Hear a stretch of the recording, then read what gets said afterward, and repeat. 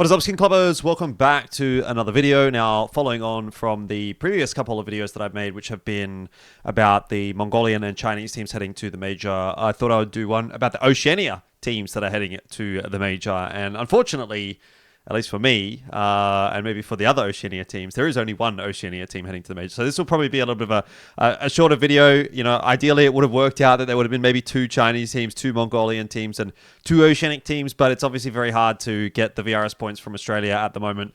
So unless we see someone like a Semperfi or a Rooster kind of popping off in the new year, or, you know, maybe this new Thunder Down Under team doing anything of note, I suspect that any future videos like this will probably also just be a glorified FlyQuest discussion, which is essentially what this one is going to be. So if you don't want to hear me talk about FlyQuest, this is the point where you click off this video. But if you're interested in me having a bit of a yap about FlyQuest, what they've been up to, and what my expectations are specifically for them at the upcoming Budapest Major, that's what this video is going to be about. And I think where I kind of want to start this one is that it's actually sort of a hard team to quantify at the moment, I feel, just because we actually haven't seen them play a huge amount of Counter-Strike, and it feels like every time there is something that they do play in, there's like a new change that has happened by that point, right? There's been a lot of roster changes, obviously, as you can see here. Throughout 2025, Alistair was released at the start of the year, then Dexter, and they get obviously Nedic in, and then they get JKS in, and get rid of Liaz, and then they get rid of Urkas, and now they've got Azza. So it sort of feels like there's been like this rotating door policy a little bit with FlyQuest this year, where like once in every like 2 or 3 months, there's been some change of some significance, and they've maybe played like 1 or 2 tournaments, and then there's been a new change. And just to corroborate that, I actually had a look back at the Asia-based teams and how many matches they've been playing throughout the last 6 months, how many maps actually specifically.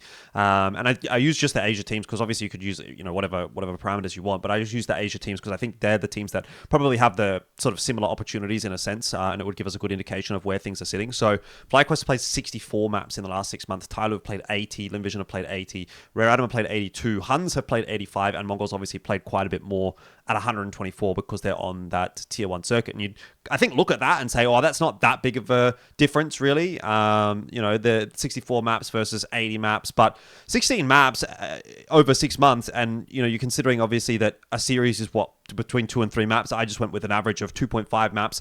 You know, that's actually a sizable enough difference between like maybe 8 to 10 series below Tyloo and Linvision, and then obviously further than that, you know, an extra one there for Rare Atom, maybe an extra 2 off the back of Huns, right? So over the 6 months, they're probably playing like, like 1 or 2 series less than the likes of Tyloo and Linvision per month.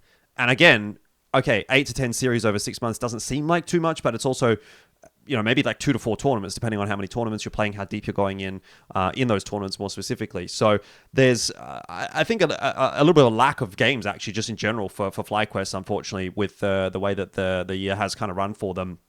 In comparison to a lot of their counterparts, that has been bumped up a little bit by the run that they actually had in PGL Bucharest. Obviously, they went relatively deep in Bucharest. They actually did okay at Draculan as well, so they kind of pumped those numbers up a little bit. But realistically speaking, FlyQuest, it's kind of hard to get a bit of a read on them for all those aforementioned reasons. Yes, first of all, lots of changes, but 2, they haven't played a huge amount of games in comparison to some of the other teams. And a lot of the games, I think, as well, that they have been playing have been like at not necessarily these tier 2 tournaments, but like Draculan for FlyQuest versus, you know, things like Fisher for Tyloo and for Linvision and stuff like that. I feel like we see Tyloo and Linvision a lot more. Obviously, you know, things like Chengdu as well, we saw Linvision at. It just feels like there's been a few more tournaments that both Tyloo and Linvision have been popping up at lately, versus obviously FlyQuest have fallen off a little bit in the VRS graph, as you can probably see here.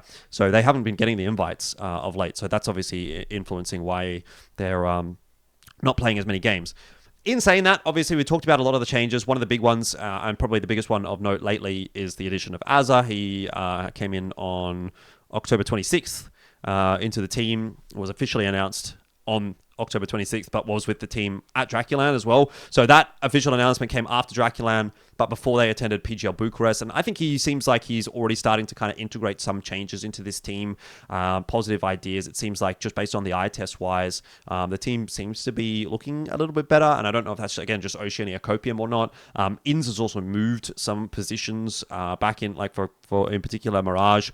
He was playing B anchor. He was sort of taking over the jump spot B role for a little while there. He's back to mid window and con, depending on the situation.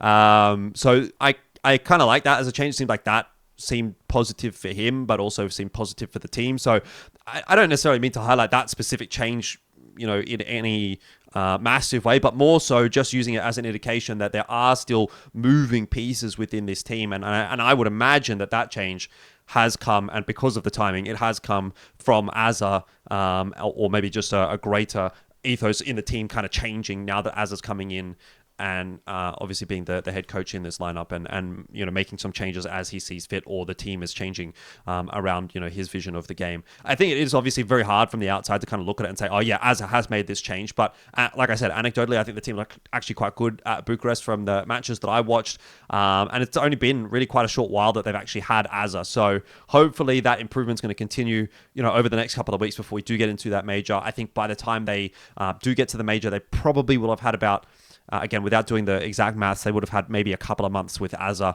Again, not taking the official announcement date of him as the head coach, more so actually speaking to him coming in for Draculan, and then I think it was about 2 months then until the major. So they've had a little bit of time to sort of work with Azza and hopefully get those integrations in place for the major. Speaking of which, unfortunately, it's not a great story or great history for FlyQuest at the last couple of majors. So 2 majors in a row, they've gone 2-0, if you'll remember, and then they went 2-3. So it's starting to become somewhat of a running curse.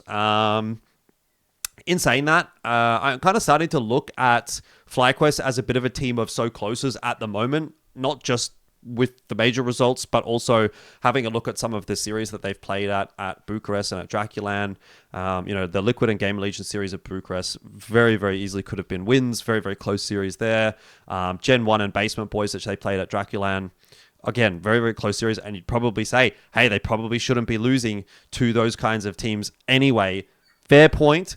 But also, 1 or 2 rounds really make a big difference in the MR13 or MR12 format of Counter-Strike. So, I'm kind of prepared to give them the benefit of the doubt that, again, it's like you kind of just need to see this extra 5% or this extra 10% from FlyQuest.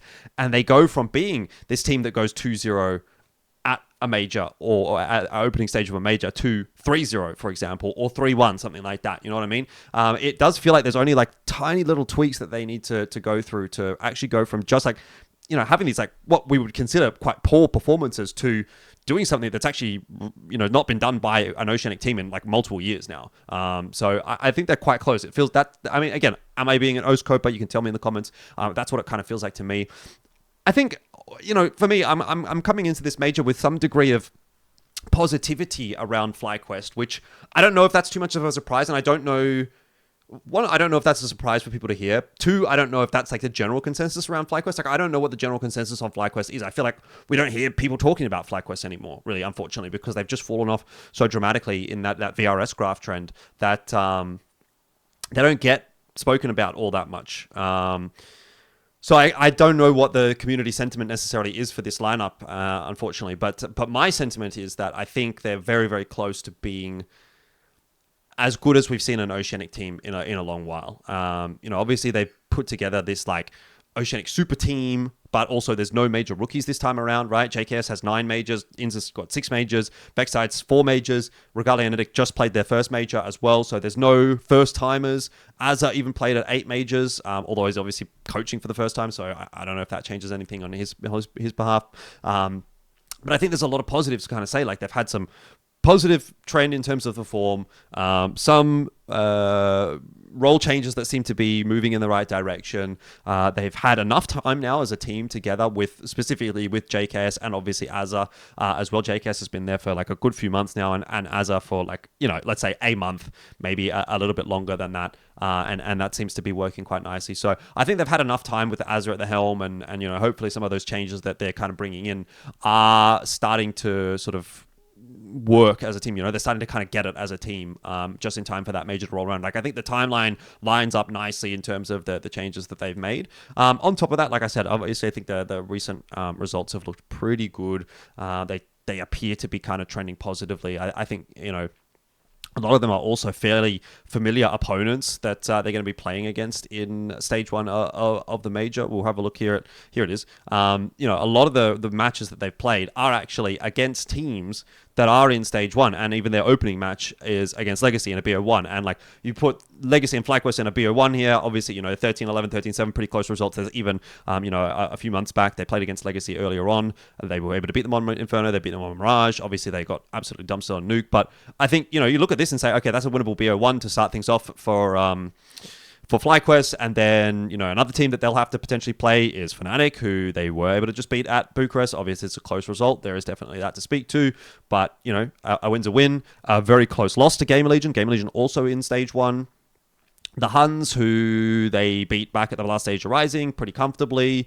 They'll probably have a chance to play against Liquid, who, again, they also played at Cologne, which, again, is now starting to get a little further back. But, they've got themselves a map win there. A closer map loss. They also played them here in Bucharest, which was a very close Series 2. Go back to playing against Bait in Cologne as well, where they were able to beat them. Very close loss on Mirage, so potentially could have even been a 2-0 for them in that matchup. Very winnable game for FlyQuest. Rare Atom also in stage 1. They played them back at ACL. Again, we're going quite far back in the history now, but like I'm saying, even a match against FaZe. Very, very close loss on Nuke. Very, very close loss on Inferno. Again, it's 6 months ago at this point, but still, a lot of the teams that they're going to have to play against in stage 1 here, either they've had a very close loss to, or a pretty close win against, or a reasonably convincing win against, in the case of the Asian teams specifically. I think if they match up against any of the Asian teams, barring maybe a LinVision, I think LinVision could definitely give them a bit of trouble. But Rare Atom, I think they should definitely be beating. I think they should definitely be beating the Huns as well. And then a lot of those teams, like I said, Legacy, Fnatic, Gamer Legion, Liquid, Bait, FaZe, they're even going through their problems at the moment as well. There's a lot of teams, like Imperial's not looking too fantastic at the moment. I think there's definitely NRG, that's a winnable game. Fluxo's winnable game. Red Cannon's a winnable game.